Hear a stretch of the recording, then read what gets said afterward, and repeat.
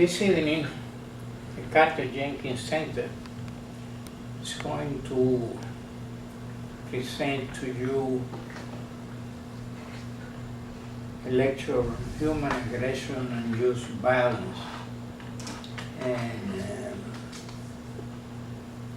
you have the person that is talking to you.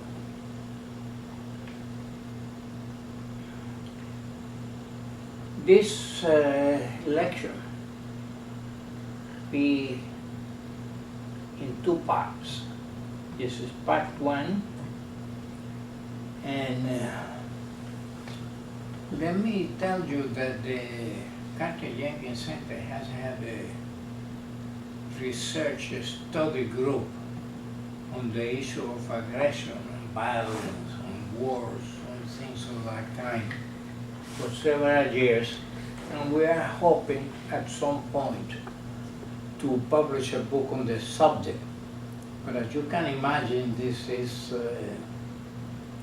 an extraordinarily extensive area, and it requires a lot of reading and thinking and discussing and organizing. Aggression itself is a very useful and necessary characteristic of human nature. And it is indeed important for the survival of all animal species, and that includes, of course, humans. In the latter, unfortunately, its use becomes abnormal and maladaptive in a large number of circumstances, perhaps in contrast with other animal species that can resort to some form of ritual without leading to the termination of the person towards whom the violence is, the animal towards whom the violence is directed.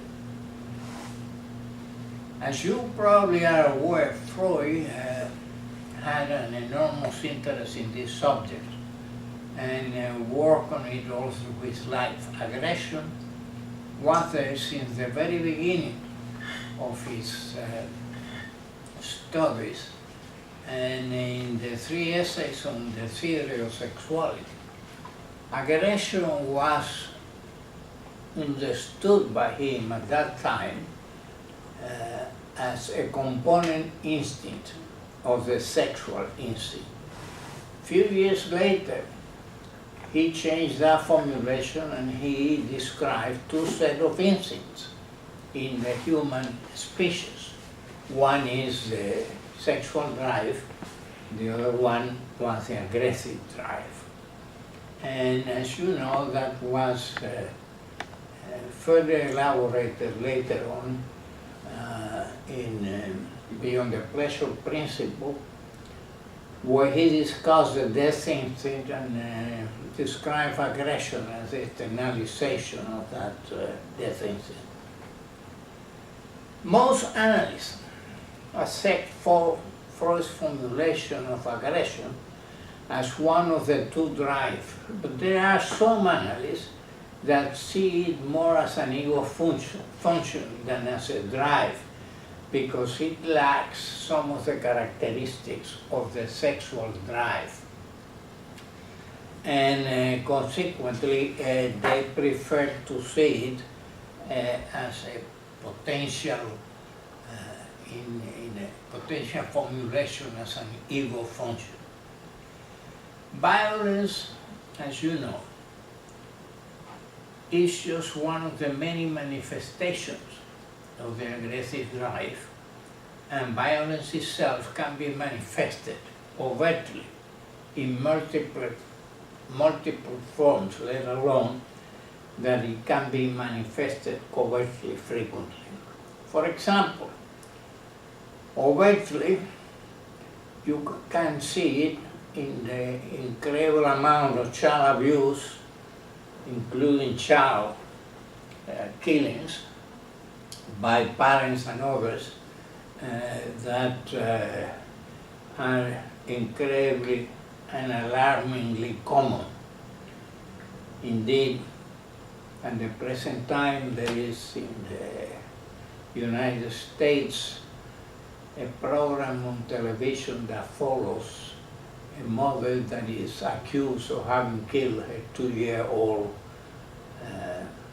little girl. There is elderly abuse that is quite common. There is, of course, marital abuse, spouse abuse, or partner abuse. There is sexual abuse, there is rape, there is bullying, which takes place in a variety of different ways and is extraordinarily common in the schools all over the world. There are, of course, violent assaults that, as you will see, are pretty common. And there is homicide that is horrifyingly common. There is what is called nowadays as electronic aggression or cyberbullying. There is internet harassment, there is verbal abuse, physical abuse, civil wars, and so on and so on. Further, and this is extraordinarily important, aggression can be triggered by a variety of factors. For example, socioeconomic, political, irreligious rationales or excuses for the manifestation of aggression in violent, destructive forms. Now, I should clarify that most of the data that I will present to you have been taken from the World Health Organization and the United States Center for Disease Control, and it's available in the internet. Some of it have been taken from the Bureau of Criminal Justice in the United States. Now, violence. We're going to talk a little bit about global violence to give you some idea of the complexity of the phenomenon and the universality of it. Global violence. Violence is, as I said, the most serious and appalling universal problem. Every year, listen to that, every year there are over 1.66 million deaths worldwide due to violence. That may be homicide or suicide. 90% of it takes place in low and middle income countries. That's 90% of the 1.6 million deaths. Violence is among the leading causes of death in the world for those between the ages of 15 and 44 years.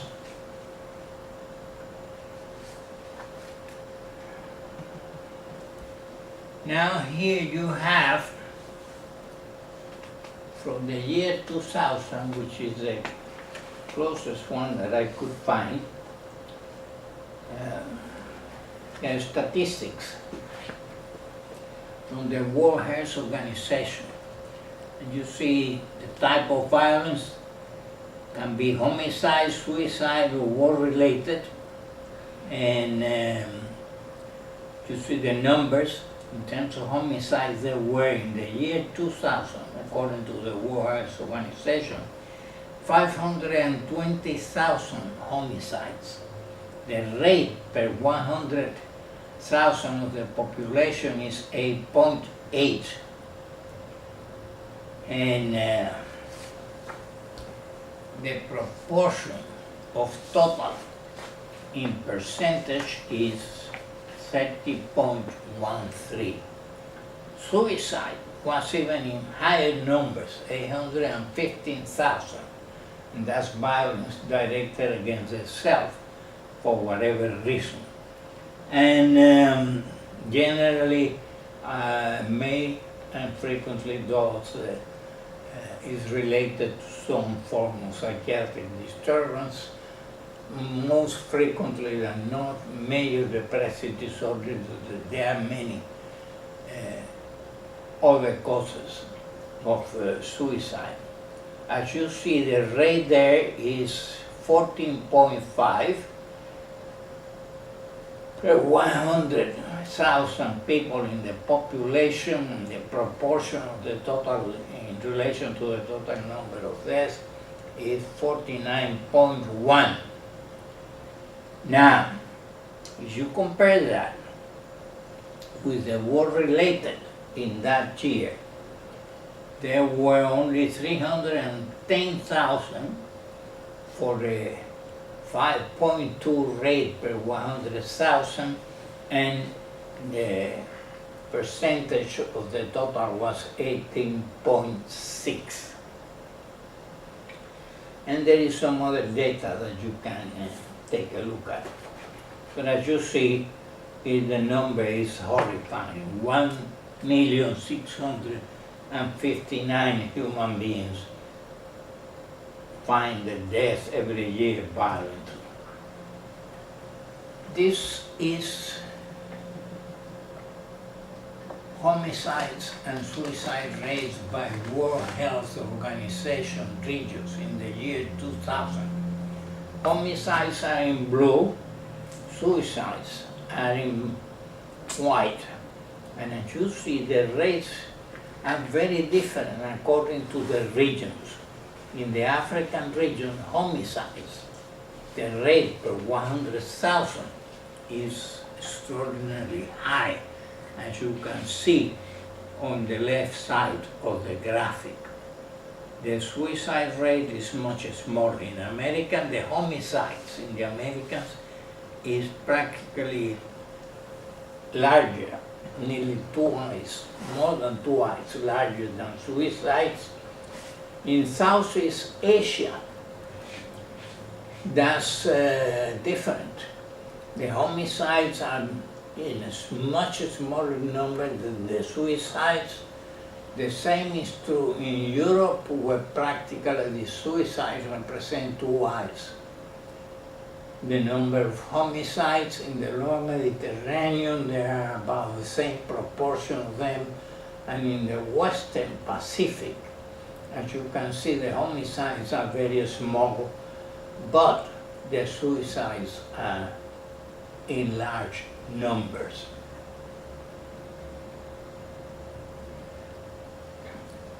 Now let's talk then about violence in the United States. And there are a lot of figures here, but it is important to have this background before one really try and reason out why is this due to, why is this problem increasing at what is really to be considered an alarming rate, and what can possibly be done to somehow be helpful in trying to ameliorate the disaster that this represents in terms of human loss, economic cost, suffering, and the like.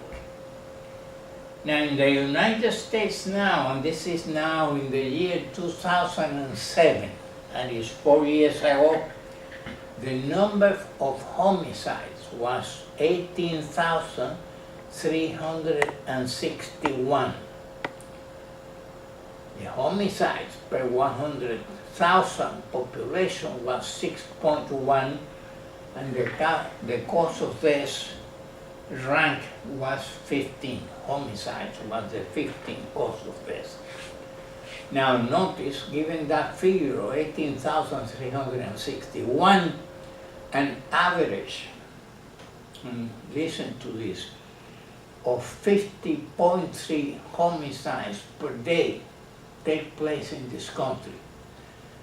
It's a horrendous figure for the United States, yet you hardly ever, if ever, hear anything in relation to this enormous tragedy. Yet some other forms of death are highly publicized. Now, the firearm homicides in the United States Out of the 18,361, 12,362 were killed by guns for a 4.2 per 100,000 of population.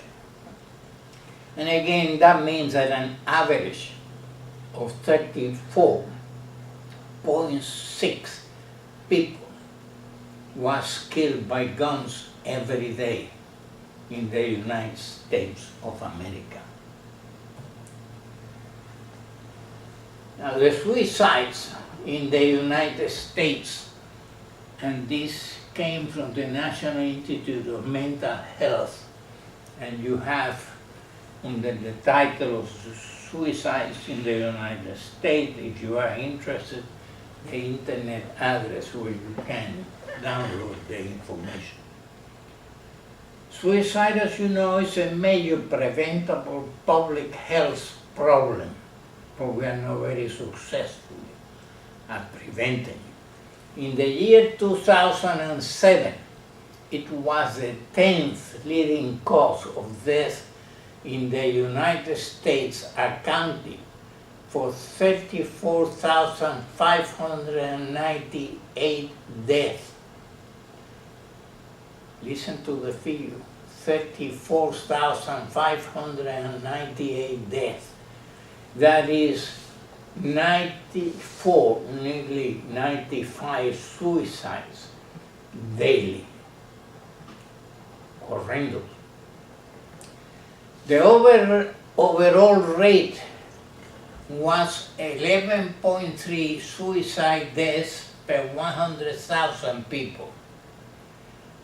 Now, take into account that an estimated 11 attempted suicides take place for every suicide death that takes place. That means that of the 34,500 deaths by suicide, there were practically 400,000 attempts, because, as I mentioned, it is estimated that 11 attempted suicides take place for every suicide death. Suicidal behavior, as we all know, is extraordinarily complex and is a result of a large number of different variables. Some risk factors may vary with age, gender, or ethnic group and may occur in combination or change over time.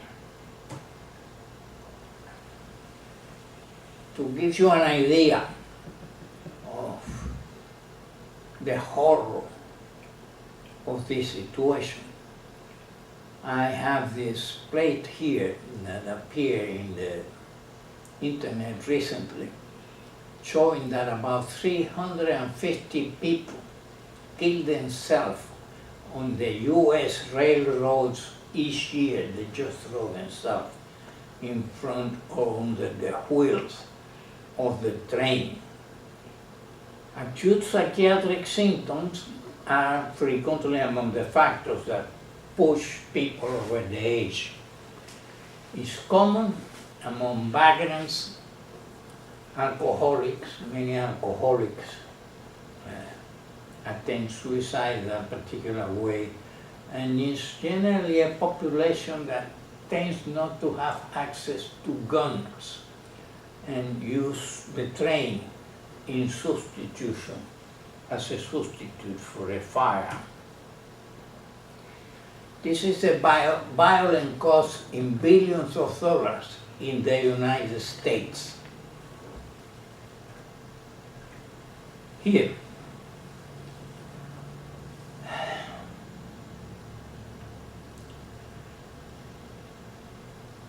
is a total death that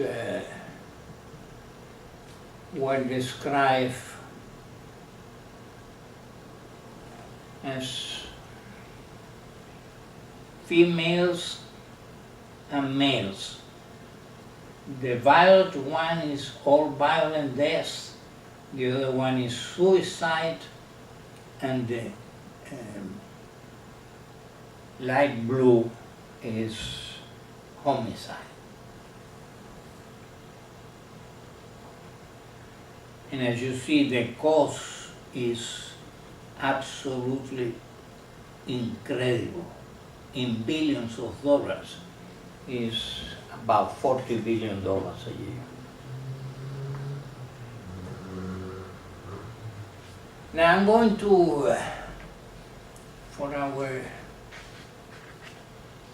American audience, and in general, for all the world to know, I'm going to give you the top 10 most dangerous cities in the United States in 2010.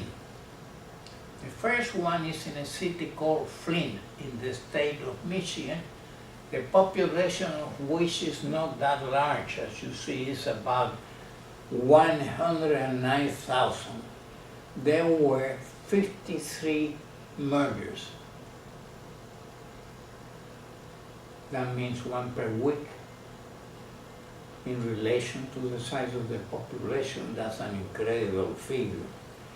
The violent crimes per 100 people, and that means violent assault, rapes, injuries with not leading to death, was 2.2 per 100 persons.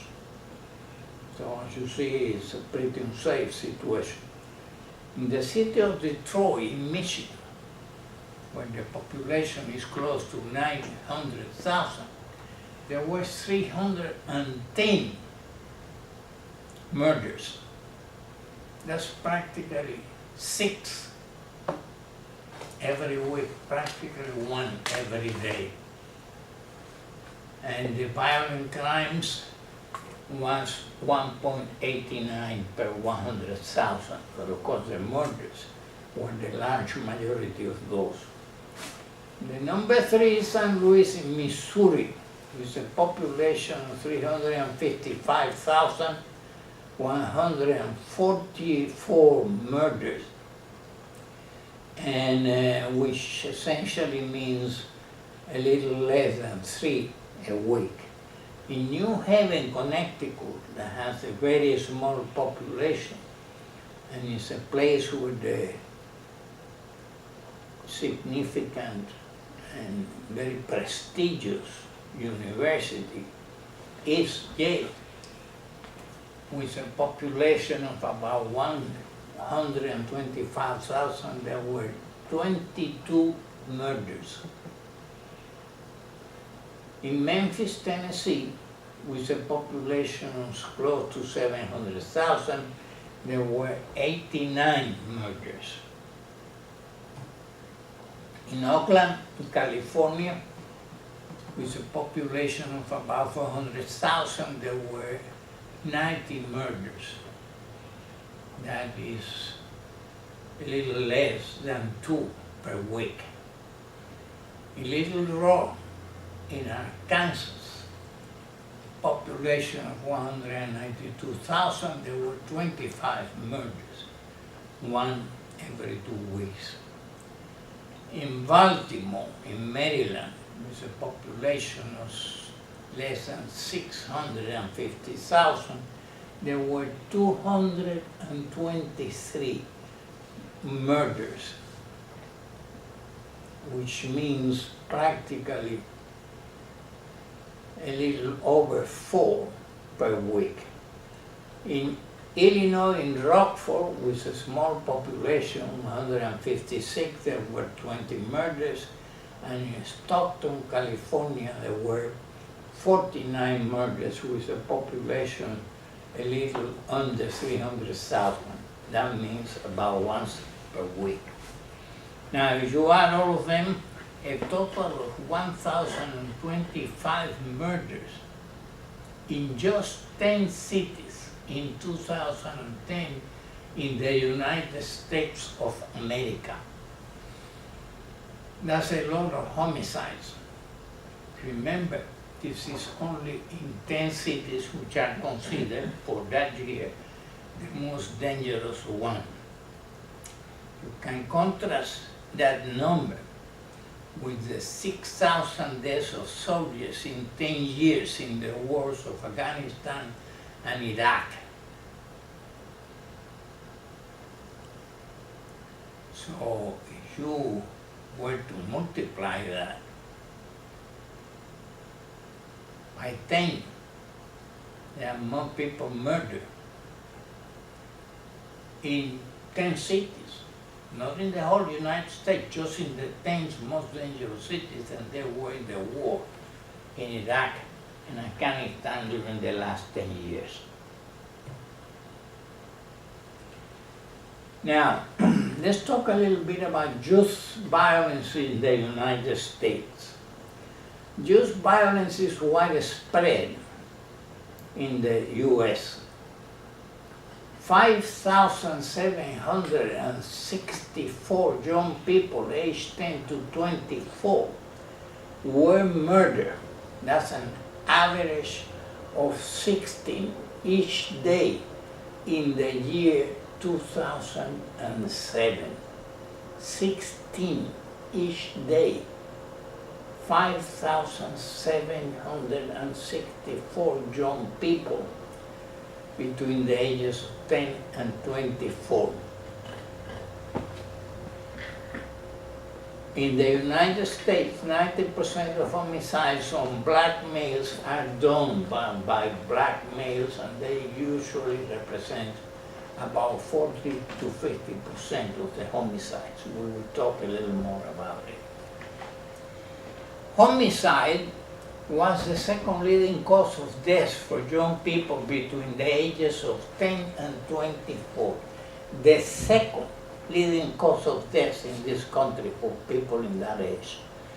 Over 656,000 physical assault injuries in young people aged 20 to 24 were treated in the United States emergency rooms in the year following. That's in 2008. That's 656,000 physical assault injuries in young people that require emergency room treatment.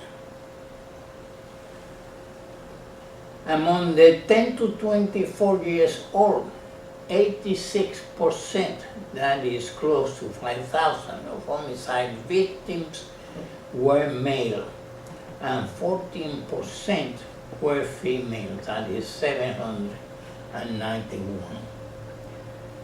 Among homicide victims 10 to 24 years old, 84% of them were killed with a firearm. Among 10 to 24 years old, homicide is the leading cause of death for African Americans, the second for Hispanics, and the third for Asian Pacific Islanders, American Indians, and Alaska Natives. Now you tell me, is that not a horrifying figure? First and second cause of death for that age group in these different ethnic groups. Now, nearly half the people murdered in the United States, as I mentioned to you, are blacks, and yet they only represent 13.5% of the people in this country.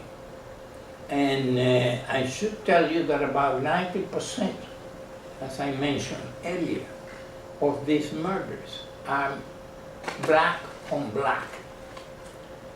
A study of the Bureau of Justice Statistics found that from 2001 to 2005, more than 9 out of 10 blacks murder victims were killed by other blacks, and 3 out of 4 of these victims were slain with a gun. The same study found that blacks were victims of 8,000 homicides and 805,000 other violent crimes. Pay attention, 805,000 other violent crimes. That's in a year, including rape, aggravated assault, with more black males than females being the victims, like in the case of homicides. Now, African Americans are 6 times as likely as white Americans to die by murder, and 7 times as likely to murder someone.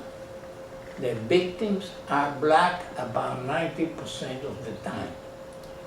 Young black males are 15 times as likely to be murdered as young white men. In 2006, about 72,000 black males were in prison on homicide charges, mostly murder and manslaughter. Homicide rates, on the other hand, among non-Hispanic African American males 10 to 24 years of age, 60.7 per 100,000, exceeded those of Hispanic males, that was 20.6 per 100,000, and non-Hispanic white males, that was 3.5 per 100,000. I'm not giving these statistics that obviously are heavily weighted on the direction of the black population as an indictment, but as a call to give significant thought as to what it is that is leading to this situation and how these terrible losses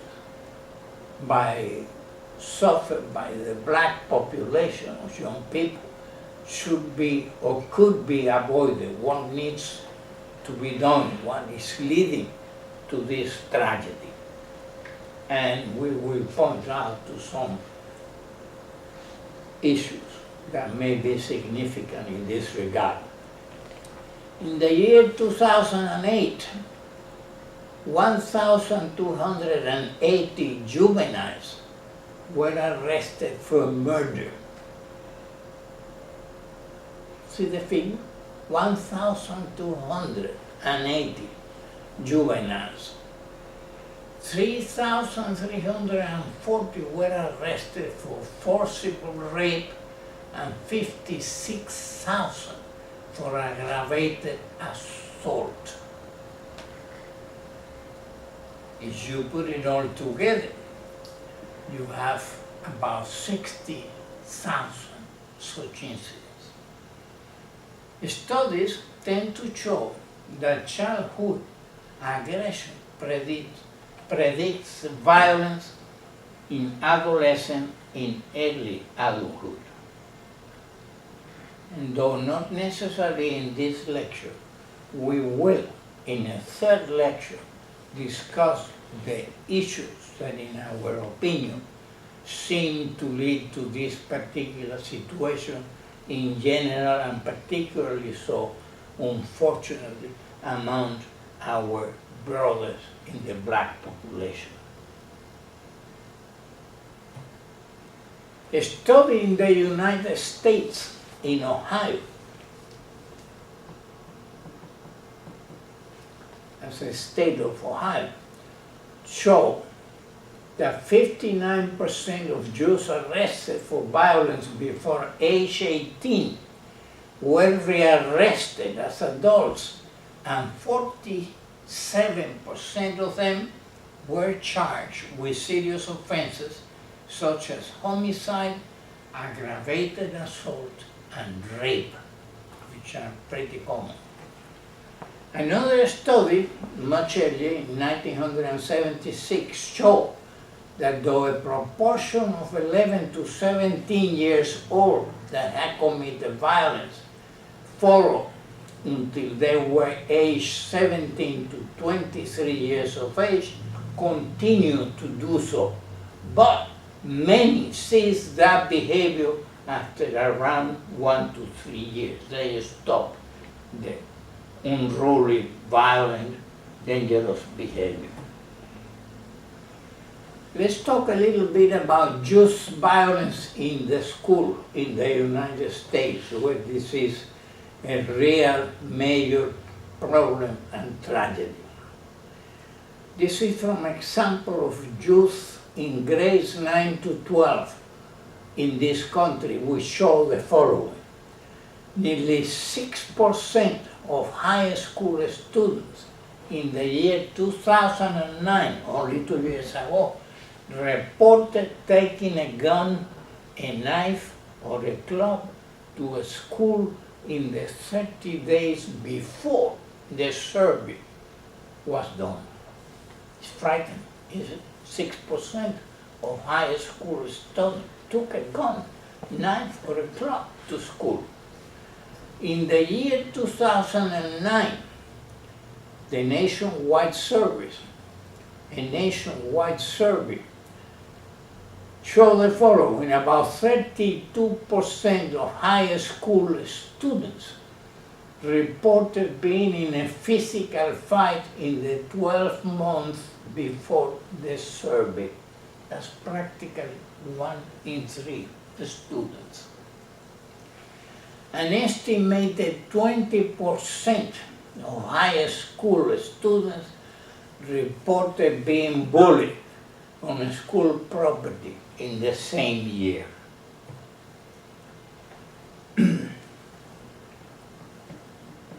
Continuing with a look at the youth violence in the United States, 7.5% reported carrying a weapon, gun, knife, or club on 1 or more days in the 30 days preceding the service outside the school, and 5.6% to the school itself.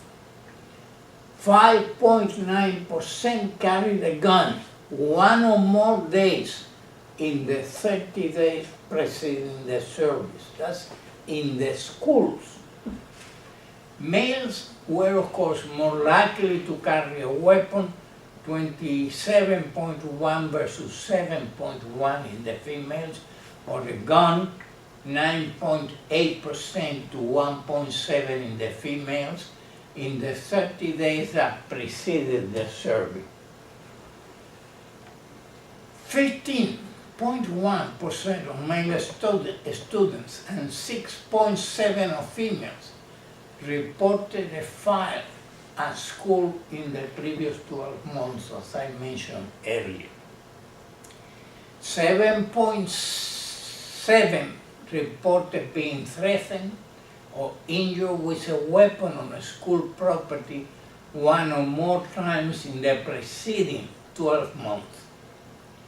5% of the students did not go to a school on 1 or more days in the previous 30 days because of feeling unsafe at school, on the way there, on the way back from school. Between the years of 1992 and 2006, 116 students were killed in 109 separate incidents, an average of 16.5 students homicides for year. It's really scary. It's about 1 every 3 weeks.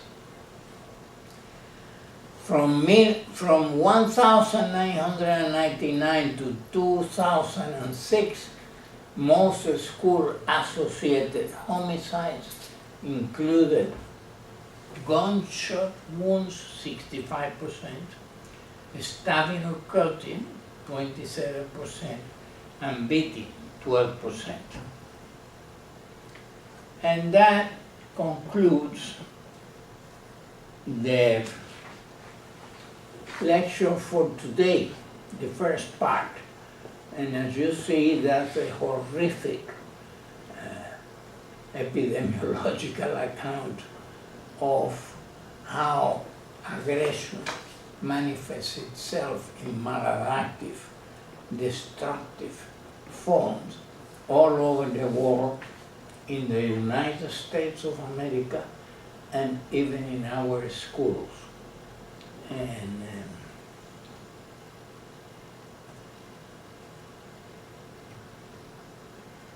so here you have that the center is a non-profit organization that is devoted to the improvement of mental health across the world by means of our educational programs for both the professionals and the work community at large. Here you have places that you can visit to get other programs. There are more than 100 lectures on issues of mental health, and here you have some of the ones that you can follow.